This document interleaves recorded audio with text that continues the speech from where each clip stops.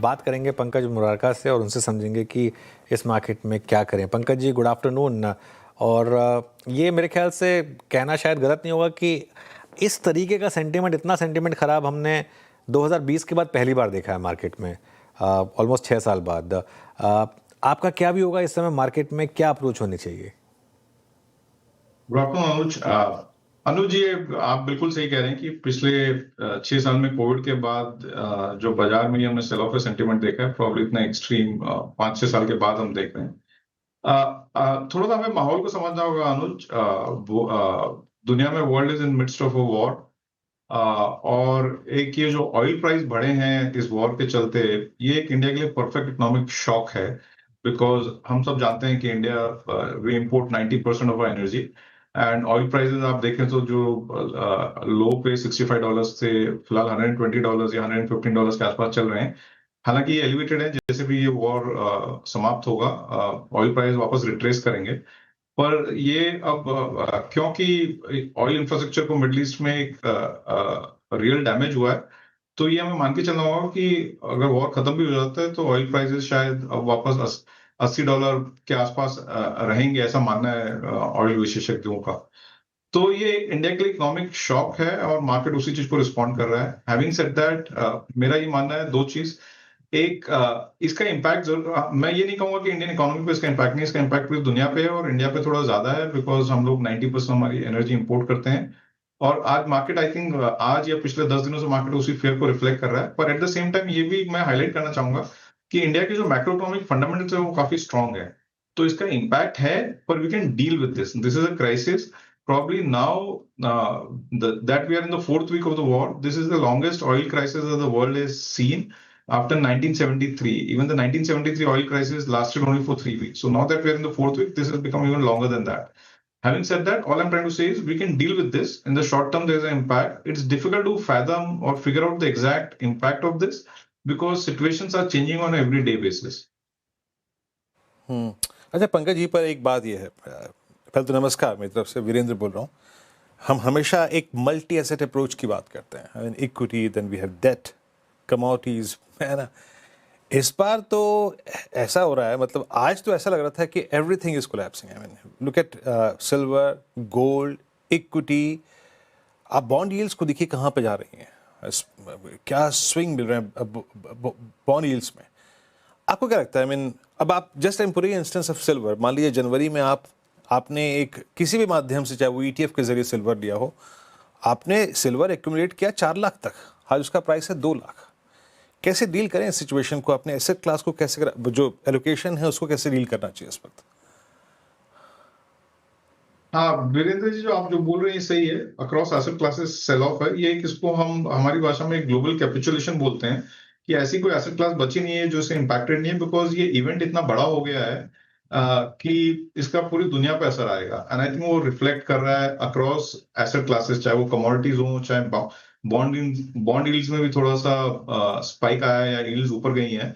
तो ये दिख रहा है दुनिया में, हर तरह के फाइनेंशियल मार्केट में चारों तरफ दिख रहा है।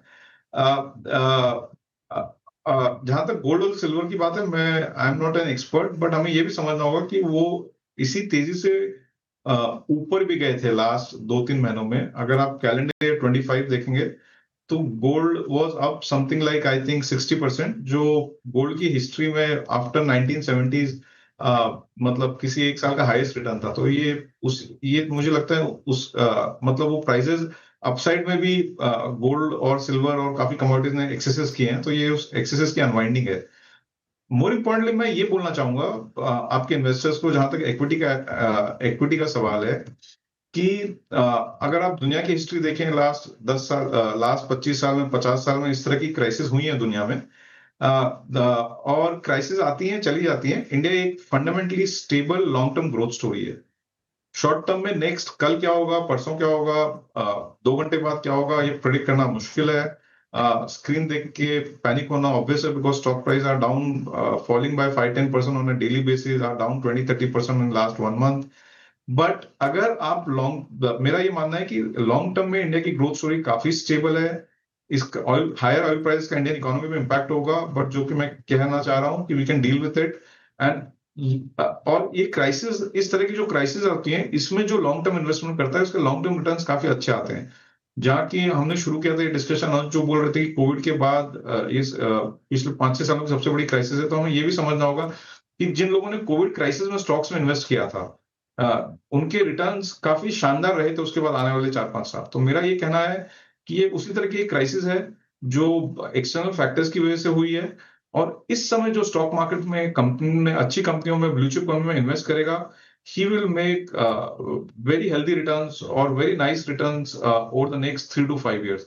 So जो हम एक लॉन्ग टर्म इन्वेस्टिंग में कहते हैं कि every crisis is an opportunity to invest into good companies, मुझे लगता है एक वैसा ही माहौल या बाजार में एक आया है, या उसको हम क्राइसिस भी बोल सकते हैं, पर as a long term investor मैं इसको हमेशा अपॉर्चुनिटी कहता हूँ। पंकज जी, इस समय मार्केट की सबसे ज़्यादा कमर तोड़ी है HDFC बैंक और ICICI बैंक ने। सबसे ज़्यादा FI की सेलिंग भी यही होती है, लेकिन दोनों 52 वीक लो पर, और दोनों ने कुछ ना कुछ निराशाजनक चीज़ें करी हैं पिछले कुछ क्वार्टर्स में, खासतौर से HDFC बैंक ने, वरना इस तरीके से स्टॉक नहीं गिरता 3 महीने में 25%, जिस तरीके से ये गिरा है। यहाँ पर अब आपका क्या व्यू बन रहा है? तो आप जो बोल रहे हैं एकदम सही बोल रहे हैं अनुज। जब कभी भी एक मैक्रो इकोनॉमिक शॉक होता है अगर किसी इकोनॉमी में, तो उसका सबसे पहले इम्पैक्ट फाइनेंशियल सेक्टर पे देखा जाता है। फाइनेंशियल सेक्टर्स के स्टॉक गिरते हैं बिकॉज ये मानना रहता है कि उसका जो मैक्रो इकोनॉमिक शॉक का इम्पैक्ट सीधा फाइनेंशियल सेक्टर पर आता है, बिकॉज फाइनेंशियल सेक्टर जो होता है एक इकोनॉमी का हार्ट होता है, उसके ऊपर ही, फाइनेंस के ऊपर ही पूरी इकोनॉमी चलती है, और वही हमको एक देखने मिला है पूरे फाइनेंशियल सेक्टर में, जिस तरह से बैंक्स काफी डाउन है।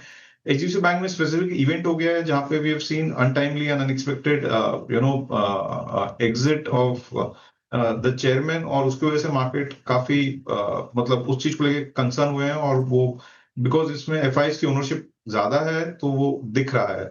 मेरा ये मानना है फर्मली कि underlying fundamentals of Indian banking sector and leading banks of India including HDFC and ICICI bank are very stable, very strong. हमें लगता है इंडियन इकोनॉमी के फंडामेंटल्स और इन बैंक्स के फंडामेंटल इतने स्ट्रांग हैं कि we can deal with it, और हमें ऐसा नहीं लगता है कि इस शॉक की वजह से कोई बैंक्स के NPAs बढ़ेंगे। तो अगर मैं लॉन्ग टर्म इन्वेस्टर के नजरिए से देखूं, 2 साल, 3 साल, 5 साल के एंगल से नजरिए से देखूं, तो मुझे लगता है this is a very good time to invest into these banks. मैं और ये भी हाईलाइट करना चाहूंगा कि we as investors, we as fund managers, we have positions in this both this companies. Okay अच्छा पंकज जी, एक प्रश्न पूछूं यहाँ पे। पिछले थोड़ी स्थिरता IT में आई है, और इतने बड़े डैमेज के बाद एक ऐसी स्पेस में स्थिरता आ रही है, आपकी रीडिंग क्या कह रही है? स्पेशली आई मीन कुछ इंस्टेंसेस में, I mean look at happiest mind की मैनेजमेंट ने जो कहा, हालांकि वो कंपनी स्पेसिफिक इशू था, देन एसेंशियल के नंबर्स और उनकी गाइडेंस में हल्का सा अगर आप देखें स्लाइट अपवर्ड ट्रिमिंग जो उन्होंने की, आपकी कुछ सकारात्मक सोच है, या फिर आप अभी क्वार्टरली नंबर्स का इंतजार करेंगे, या फिर आप IT हेड्स और जब CEOs के स्टेटमेंट्स आएंगे, गाइडेंस आएंगे, उसके बाद ही कोई निर्णय लेंगे IT पर? वीरेंद्र जी, मेरा IT सेक्टर को लेकर पॉजिटिव रुझान है। मुझे लगता है पीछे में जो सेलिंग भी हुई थी वो थोड़ी सी ओवरडन थी, और फिलहाल हम देख रहे हैं IT सेक्टर आउट परफॉर्म कर रहा है। जो सेक्टर खड़ा है, one of the few sectors जो खड़ा है, वो इसलिए भी खड़ा है कि IT सेक्टर पे जो हायर ऑयल प्राइस का जो फियर है, तो ऑयल प्राइस का कोई इम्पैक्ट नहीं है, बिकॉज ये सर्विसेज बिजनेस है, यहाँ पे मैन्युफैक्चरिंग नहीं है। मैन्युफैक्चरिंग बिजनेस ऑयल प्राइस का इम्पैक्ट होगा, एंड IT बेनिफिशियरी भी है करेंसी डेप्रिसिएशन का, बिकॉज इन सब कंपनियों के 80 to 90% रेवेन्यूज जो है वो एक्सपोर्ट मार्केट से आते हैं। तो जब इंडियन रुपी डिप्रिशिएट होता है तो सेक्टर को फायदा होता है। तो क्लियरली एक ऑयल का नेगेटिव इंपैक्ट नहीं है, और करेंसी डिप्रिसिएशन का सेक्टर को फायदा होगा। तो और सेक्टर, क्योंकि पिछले कुछ हफ्ते पहले सेक्टर में काफी करेक्शन आया था, मुझे लगता है वैल्यूएशंस काफी अट्रैक्टिव हैं। इनफैक्ट IT सेक्टर के वैल्यूएशंस अब 2008 फाइनेंशियल क्राइसिस वाले लेवल पे पहुंच गए हैं बहुत सारी कंपनियों के, जहां पे अब एब्सोल्यूट टर्म्स में 4 से 5% फ्री कैश फ्लो यील्ड है इन कंपनियों में, और 4% डिविडेंड यील्ड भी है काफी कुछ कंपनियों में। और मुझे लगता है कि आने वाले समय में इन कंपनियों की ग्रोथ इंप्रूव होगी। तो मुझे निश्चित तौर पे लगता है कि this is one of the sector जहां पे it's a very attractive investment opportunity. Okay, आखिरी सवाल, कोई और स्पेसिफिक जहां पर आप इस समय आपको लग रहा है कि रेट्स प्राइस काफ़ी अट्रैक्टिव हुए हैं? IT बैंक्स की हमने बात कर ली, इसके अलावा कोई और थीम जहां पर आप सेलेक्टिवली पैसा लगाएंगे? ऑटोज मुझे लगता है अनुज, ऑटोज में काफी करेक्शन हुआ है, और ऑटोज का डायरेक्ट इम्पैक्ट भी है, हायर फ्यूल प्राइस की वजह से ऑटो सेक्टर पे इम्पैक्ट आएगा। बट गिवन इंडिया की जो मीडियम टर्म ग्रोथ स्टोरी है, मुझे लगता है ऑटोज में, मुझे लगता है कि यहाँ से जो वैल्यूएशन है या जो प्राइसेस हैं, यहाँ से अच्छी कंपनियों में इन्वेस्ट करके नेक्स्ट 2 से 3 साल में काफी अच्छे रिटर्न्स मिल सकते हैं. So my underlying message is कि आई नो मार्केट्स डाउन है, क्राइसिस है, फियर है, जो घट गया उसका तो हम कुछ नहीं कर सकते, बट इन्वेस्टर के लिए मुझे लगता है ये वन ऑफ दोज अपॉर्चुनिटीज है. इस तरह की अपॉर्चुनिटी इंडिया में एवरी 5-6 ईयर में एक ही बार आती है. कोविड में क्राइसिस हुई थी, इस समय हमें अपॉर्चुनिटी मिली. उसके बाद नेक्स्ट 5 साल तक बुल मार्केट चला, वापस चांस नहीं मिला क्राइसिस में बाय करने का, अट्रैक्टिव प्राइस पे बाय करने का. तो मेरा ये मानना है कि ये वैसी ही एक अपॉर्चुनिटी है. सो इस समय मतलब हमें अच्छी कंपनियों में इन्वेस्ट करना है, डरना नहीं है. नेक्स्ट 4 दिन, 5 दिन, 10 दिन क्या होगा ये मत देखिए. नेक्स्ट 3 साल का, 5 साल का व्यू लीजिए, इंडिया पे फेथ रखिए. This is a very good time to invest into Indian equities. चलिए सर, बहुत बहुत शुक्रिया, आप इस कार्यक्रम में शामिल हुए, सभी मुद्दों पे, सभी सेक्टरों से बातचीत की पंकज जी आपने, बहुत बहुत शुक्रिया.